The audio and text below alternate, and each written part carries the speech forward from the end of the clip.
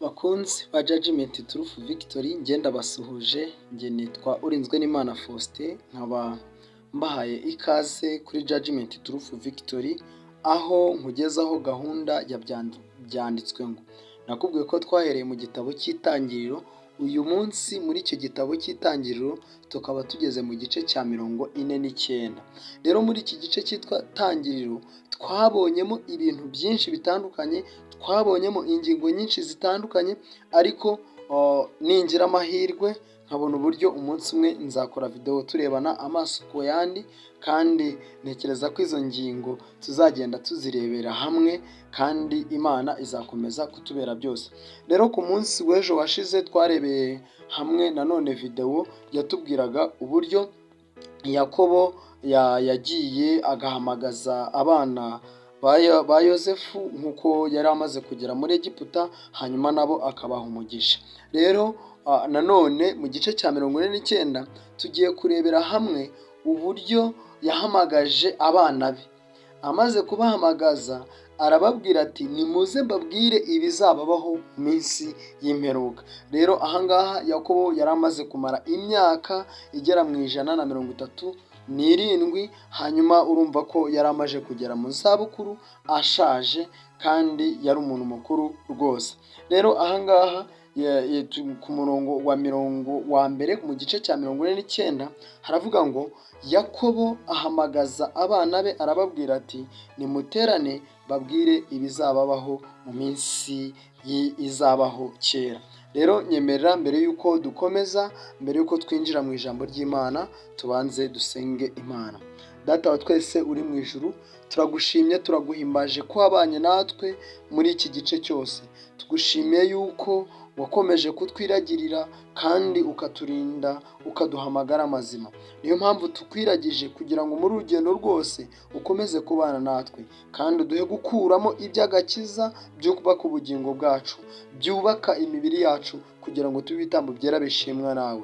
Ukomeze kutubera byose ndetse no kutuyobora byose bigenda uko ushaka, kandi ijambo ryawe ribe itabaza ry'ibirenge byacu.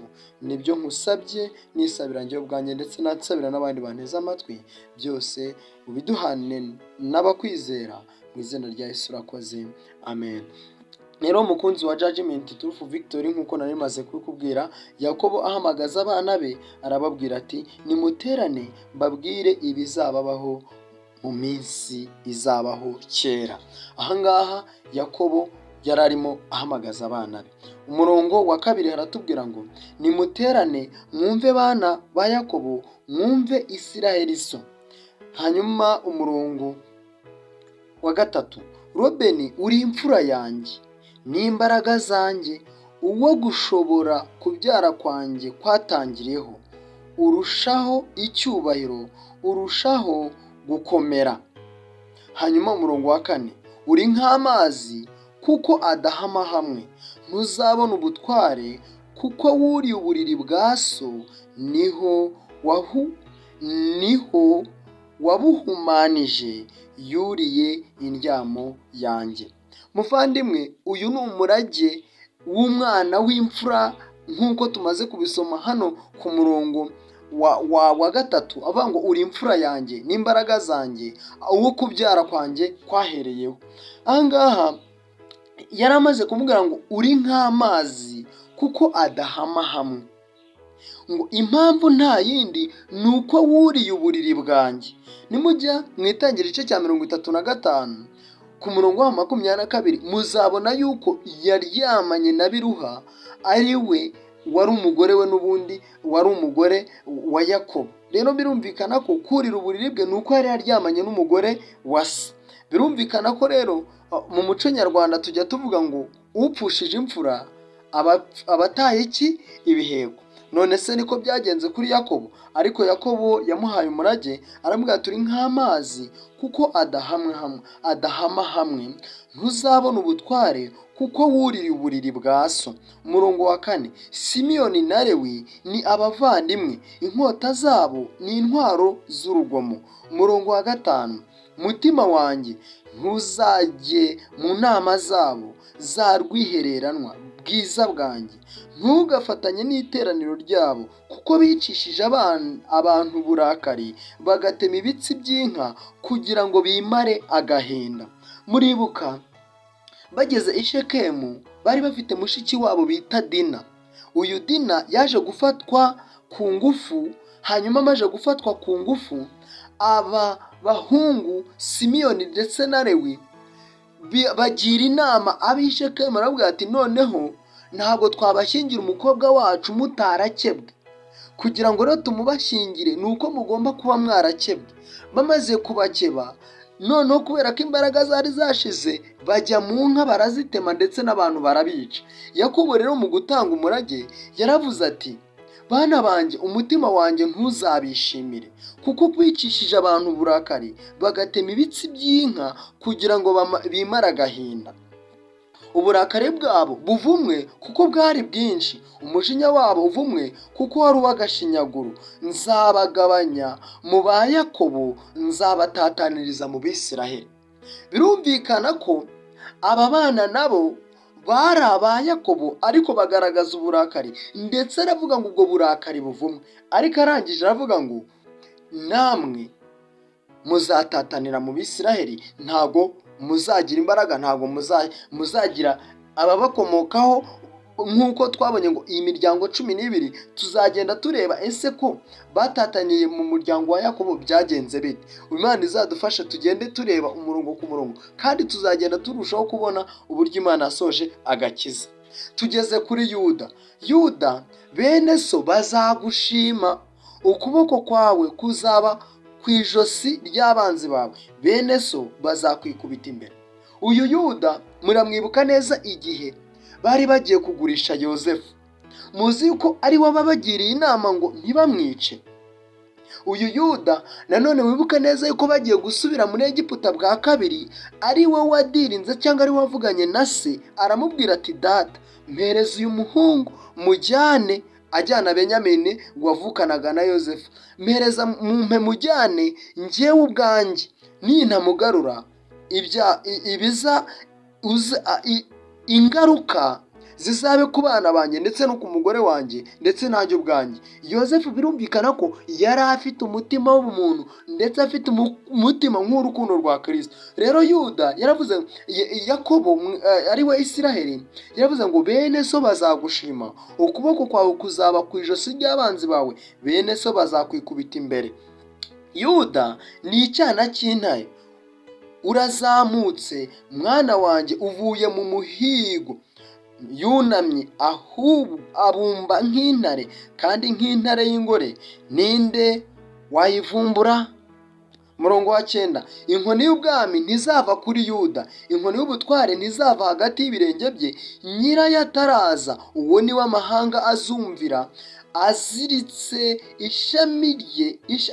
ishashi ye y'indogobe ku muzabibu, n'icyana cye cy'indogobe akiziritse ku muzabibu urutaho ubwiza. Ameshesha imyenda ye vino, imyambaro ye ayimeshesha amaraso y'inzabibu.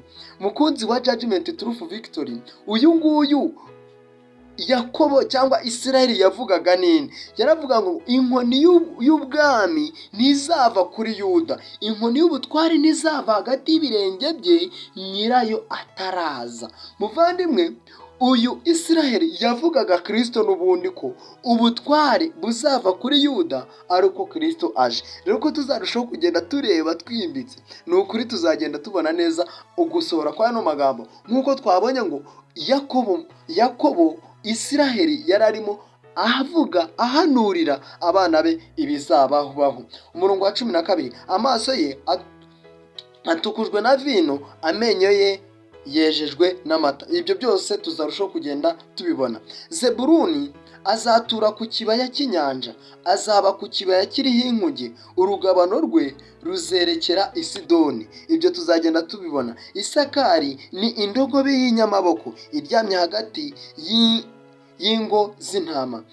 Abona aho kuruhukira ko ari heza, n'igihugu ko ari cyo kwishimiramo. Yunamishirije urutugu rwe kwikorera, ahinduka umuretwa utegekwa icyate. Dani azacira abantu be imanza ubwo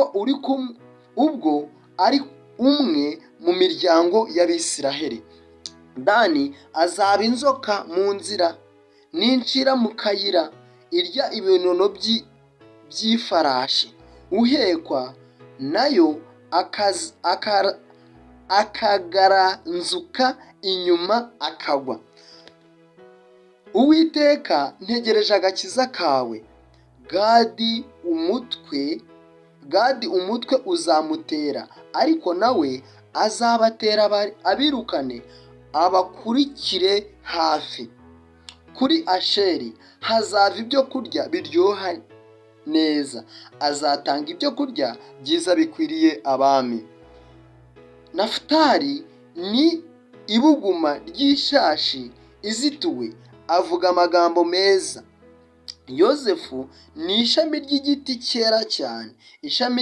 cyera cyane kiri hagati y'isoko, amashami yacyo arenga inkike y'igihome. Abarashi bamugiriye iby'urwango, bamurashe imyambi y'akarengane, ariko umuheto we nturakabanguka. Amaboko ye n'intoke ze bikomezwa n'amaboko ya za ntwari za Yakobo.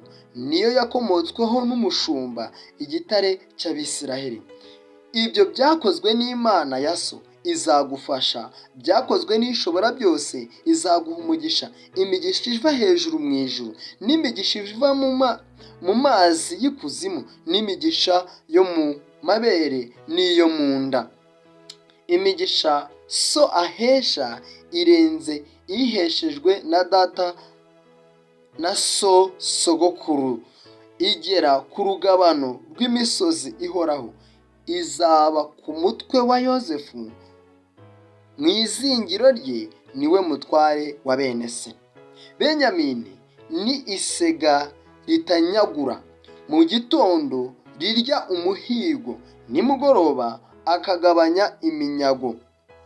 Abo bose ni imiryango y'Abisiraheli uko ari 12. Ibyo ni byo se yababwiye abasabira umugisha. Umuntu wese amusabira uwe mugisha. Arabihanangiriza arababwira ati, ngiye gusanga ubwoko bwanjye, muzampambe hamwe na data na sogokuru mu buvumo buri mu isambu ya Efurayimu Umuheti, mu buvumo buri mu isambu y'i Makipela iri imbere y'Imamure mu gihugu cy'i Kanani. Nibwo Aburahamu yaguranye niyo sambu kuba gakondo yo guhambamo, abuguze na Efuroni Umuheti. Nibwo bahambyemo Aburahamu na Sara umugore we, nibwo bahambyemo Isaka na Rebeka umugore we, kandi nibwo nahambyemo Leya. Ya sambu y'ubuvumo buyirimo byaguzwe n'Abaheti. Yakobo amaze kwihanangiriza abana be, asubiza amaguru ku rutara, umwuka urahera, asanga ubwoko bwe. Mukunzi wa Judgment Truth Victory, nejejwe nuko ubanye nanjye gusoma guhera ku murongo wa mbere kugera ku murongo wa 33. Ahangaha tubonye imirage cyangwa tubonye uburyo Yakobo ari we witwa Isiraheli, twabonye ko yahinduriwe izina. Impamvu izina Yakobo rikunda kugaruka ni ukugira ngo ritwibutse ubuhemu bwe, kandi nanone impamvu rigaruka ni ukugira ngo ritwibutse ko Isiraheli cyangwa Yakobo yahinduriwe izina, akitwa umwana w'Imana, akitwa umuntu urazwe iby'amasezerano y'Imana ndetse no kuzacungurwa. Rero tubonye uburyo yagiye araga abana be, ariko iyo witegereje imico y'aba bana uko ari 12, mbese iyo witegereje muri iyo mico wowe wisanga ufite uwuhe muco? Mbese aba bana uko yabaraze, ubona imirage yabahaye koko izabakurikirana? Reka tuzagendane, ejo tuzasoma igice cya 50 gifunga igitabo cy'Itangiriro. Nakubwiye ngo ningira amahirwe tuzaganira imbona nkubone, noneho atari ugusoma, noneho turebere hamwe, turi kubireba neza, tugende tuvuge tuti mu itangiriro ingingo twakuyemo n'izi, ariko izi ngingo zirakomeza mu gitabo cyo mu Kuva. Rero ntekereza ko aricyo gitabo cyo Kuva tugiye kwinjiramo. Rero ndakuratse kugira ngo Imana izakomeze kubana natwe, kandi ubwo tugiye kubona urugendo rwa Yakobo rurangira ari we Isiraheli, noneho tugiye kureba urugendo rw'abana be, ndetse turebe n'imirage yabahaye. Ese koko byarakomeje? Reka Imana izakomeze kutubera byose, kandi Imana izakomeze kuduha amagara mazima, iduhe n'ubuzima buzira umuze. Nibyo nagusabira nanjye nisabira mu izina rya Yesu. Reka dusenge Imana. Data wa twese wo mu ijuru udukunda, turagushimye, turaguhimbaje, tugushimiye ko wandikishije iri jambo ryawe. Ni ukuri riratangaje kandi rirakomeye, gufata amateka y'abantu bose bari ku isi ugahitamo umuryango umwe kugira ngo uzagukorere. Niyo mpamvu tugusabye kugira ngo natwe udukomereze mu buntu bwawe, natwe imiryango yacu ibe imiryango ikomokwamo n'abayigukorera, ibe imiryango y'abantu bazakubahisha, maze ubwo ugiye kuza tuzabane mu bwami bwawe. Ukomeze kutubera byose ndetse no kutuyobora. Abateze amatwi iri jambo ndetse n'abandi bagenda baryumva, mbasabiye umugisha wawe. Reka uzakomeze kubana natwe, uzaduhe kumenya neza iby'agakiza kawe, kandi uzaduhe kwihana nyakuri, maze ubwo ugiye kuza tuzabane mu bwami bwawe. Ukomeze kutubera byose ndetse no kutuyobora, uduhe umugisha wasezerana abagukunda. Nibyo nagusaba nisabira njye ubwanjye, ndetse nsabira n'abanteze amatwi, mu izina rya Yesu urakoze, amen.